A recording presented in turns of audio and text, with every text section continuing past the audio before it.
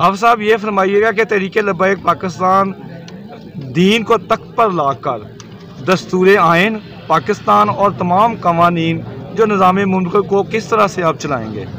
बिस्मिल्लाहिर्रहमानिर्रहीम। मैंने आपसे अर्ज़ की थी और अर्ज़ करना चाहूँगा कि जो दीन हमारा मकसद है दीन को तख्त पर लाना, किसी शख्सियत को नहीं। और दीन का एक बाकायदा निज़ाम मौजूद है ना हर किस्म में। सबसे पहला आप बुनियादी एक देख लें निज़ाम कि हम इंशाल्लाह सूद को ख़त्म करेंगे। सूद से हमारा निज़ाम मईशत नहीं चलेगा। सबसे पहली हमारी ये कोशिश होगी और हमारे बाबा जी बता करेंगे वो सूद को हम कैसे ख़त्म करेंगे। उसका तरीकाकार यही है कि जो कर्ज़े लिए हैं सबसे पहले उन पर सूद ख़त्म किया जाएगा, फिर स्टेट बैंक और फिर तमाम निज़ाम मुमलिकत के जो मामलात हैं उन पर सूद ख़त्म किया जाएगा। आप साहब ये फरमाइए कि दीनी अमूर, सियासत, मुआशियत, तालीम, निज़ाम मुआशरत और तमाम अदारों बिला जितने भी शोबाजात हैं उनके लिए आप क्या क्या उनमें इक़दामात उठाएंगे? देखें जी, उनमें इस्लाहात की जो बातें हैं ना वो वक्त के साथ साथ हैं। तालीम के लिए इस्लाहात की बातें हैं कि अभी यकसा निसाब आ रहा है और ये अच्छी चीज़ है, लेकिन इस निसाब के अंदर क्या है, हम अपने बच्चों की तरबियत क्या कर रहे हैं, ये भी ज़रूरी है। उसके बाद आपने कहा हेल्थ के हवाले से, हेल्थ के हवाले से हमारा एक बहुत ज़बरदस्त प्रोग्राम है।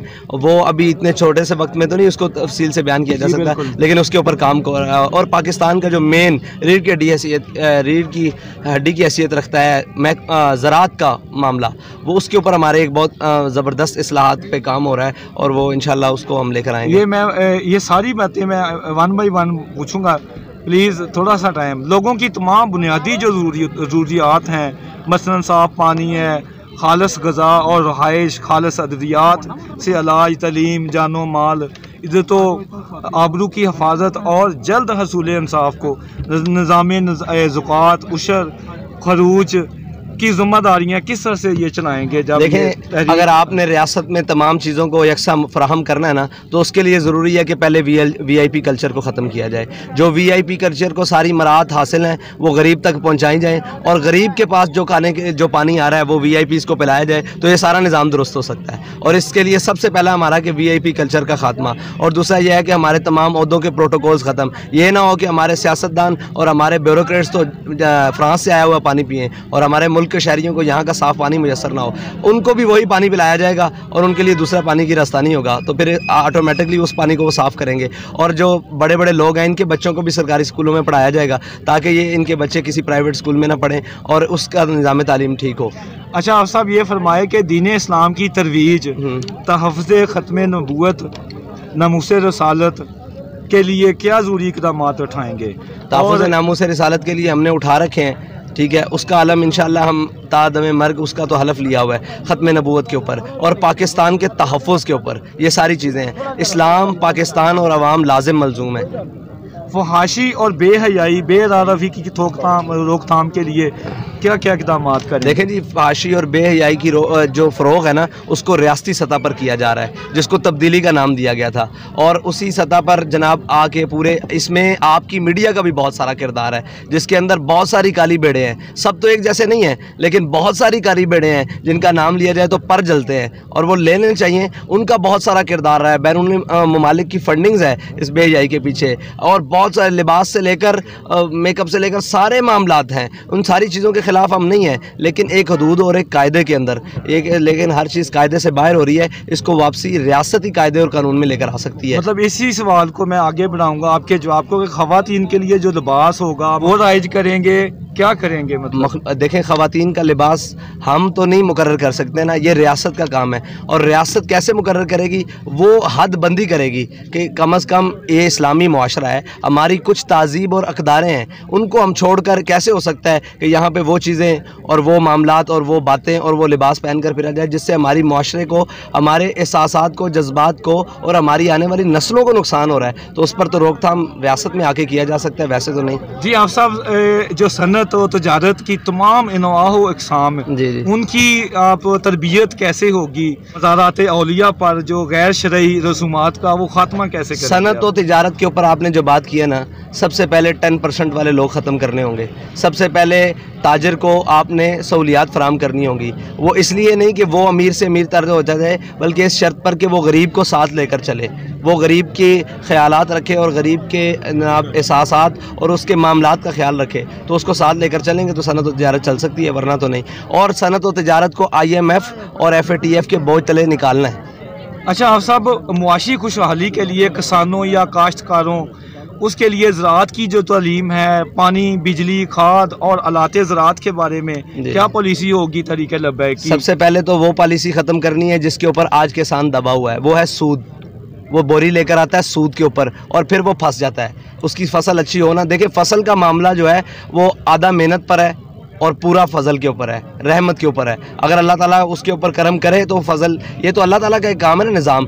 तो सूद एक ऐसी चीज़ है, जब आप वो लेकर आते हैं तो वो फजल उठ जाता है। तो हमने सबसे पहले इस निज़ाम ज़राअत के अंदर सूद को ख़त्म करना है। अच्छा, फौजी व सिविल हुकाम के लिए जो अस्सी तालीम के साथ बुनियादी तालीम क्या लाजम होगी? मतलब जो दीनी तालीम है या उसके लिए उनको नज़रिया पाकिस्तान पढ़ाया जाएगा, और नज़रिया पाकिस्तान टोटल इस्लाम है जिसमें की बुनियाद पर पाकिस्तान हासिल किया गया। साहब, हुकूमती जो अखराजात को कैसे कम करेंगे? कर्जा लेना कैसा बंद होगा? कर्जा लेना तो तब बंद होगा जब हमारी अयाशियाँ और हमारे मामलात ख़त्म होंगे, जब कौम मैना रवि पर उतरेगी और कनात पसंद हो जाएगी। कि हमारे कायद ने कहा था कि हम आते साथ तमाम ओहदों के प्रोटोकॉल्स ख़त्म करेंगे। जी, शहरी आबादियों, सड़कों, रास्तों, गलियों, सफाई सुथराई और पानी, ज़मीन और फ़ज़ाई आलूदगी को कैसे कम करेंगे? जैसे हमने मजहबी आलूदगी से पाक किया ना, बेगंदी नज़रियात से पाक किया है कौम को, इसी तरह इस मामले में पाक करेंगे। हमें आ तो लेने दें थोड़ी देर के लिए। अच्छा, खारजा अमूर और अक़वाम आलम के साथ तजारत और मुआहदात के लिए क्या इक़दाम? हर उससे मुआहदा और तजारत की जाएगी जिसको हमारे मज़हब से कोई तकलीफ़ नहीं है, हमारे नज़रियात से कोई तकलीफ़ नहीं है और हमारे पाकिस्तान से तकलीफ़ नहीं है। हर एक से तजारत की जा सकती है, हर एक मामला से की जा सकती है, और बदतमीज़ और गुस्ताख से नहीं की जा सकती। उससे हमारा कोई ताल्लुक नहीं है। बाकी हर मुल्क से की जा सकती है सिवाय इसराइल के, उसको नहीं तस्लीम करेंगे। सर हाफिज़ साहब, एक मेरा बड़ा अहम सवाल है, शायद आप नाराज़ हो। नहीं, आप खुल के करें। मैं खुल के ये करना बोल के लब तेरे आज़ाद हैं। मैं आज़ाद हैं, बहुत मेहरबानी। अब आप साहब ये फरमाइए कि अब तहरीक लबैक माशाल्लाह वो पाकिस्तान की बहुत बड़ी जमात बन के उभरी है। किबला के रहमतुल्लाह अलैह खादम हुसैन रिजवी साहब, आप के वसाल के बाद और आपकी क़यादत जो है माशाल्लाह, आप मैं देखता रहता हूँ, बल्कि सारी दुनिया देखती है कि गहरी सियासत पे नज़र है, गहरी, अल्हम्दुलिल्लाह आप पूरा आपकी ग्रिप है। तो मैं ये कहूँगा कि अब लोग धड़ाधड़, वो लोग जिनको टिकट नहीं मिल रहे या वो मतलब तहरीक लबाई की हवा देख के जैसे पहले, तो अब वो आगे शामिल हो रहे हैं। तो उनके बहुत ज़्यादा करप्शन के इल्ज़ामात हैं, उन्होंने दुकानात ऐसी बनाई हुई हैं, अपने अपने MPAs, पहले उनके पास एक गाड़ी मोटरसाइकिल थी, अब प्राडोज़ हैं।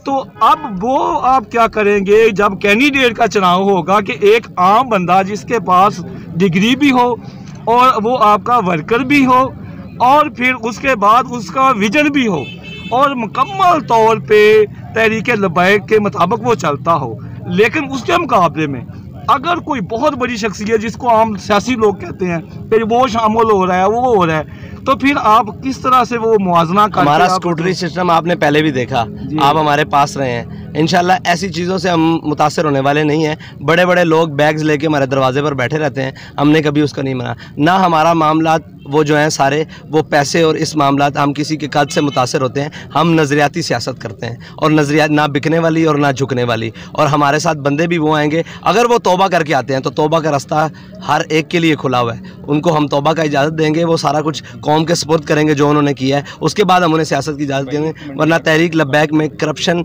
और दूसरे करप्ट लोगों की जगह नहीं है। ना हम ऑप्शनल सियासत कर रहे हैं, हम नज़रियाती सियासत कर रहे हैं। कल भी वहीं खड़े थे, आज भी वहीं खड़े हैं। आपके साथ बात करके बहुत मज़ा आया। आप हमारे लिए दुआ कीजिएगा। और आखिरी कोई पैगाम आप कौम को देना चाहेंगे? इस्लाम आगे सबसे पहले रोटी देता है, उसके बाद पहनने के लिए देता है, उसके बाद रहने के लिए जगह देता है। ये इस्लाम का बुनियादी नज़रिया है। और इस्लाम के एक ख़ासियत है कि अगर उसका कोई बासी भूखा हो तो वो सबसे बड़े उस वक्त के हाकिम अमीरुल मोमिनीन के कांधों पर अनाज लदवा के उसके घर तक पहुंचाता है। ये इस्लाम बुनियादी ज़रूरतों को दरवाज़ों पर पहुंचाता है, ना कि लोगों को इन बडेरों और चौधरियों के दरवाजे तक पहुँचाता है। यही हमारी नज़रियाती पहुँचा। और इंशाल्लाह हम आएगा निज़ाम, लेकिन उसी पावर से आएगा जिस पावर की बाबा जी बात करते थे कि इस्लाम अपनी पावर रखता है, उस पावर से हम सियासत करेंगे। जी बहुत शुक्रिया।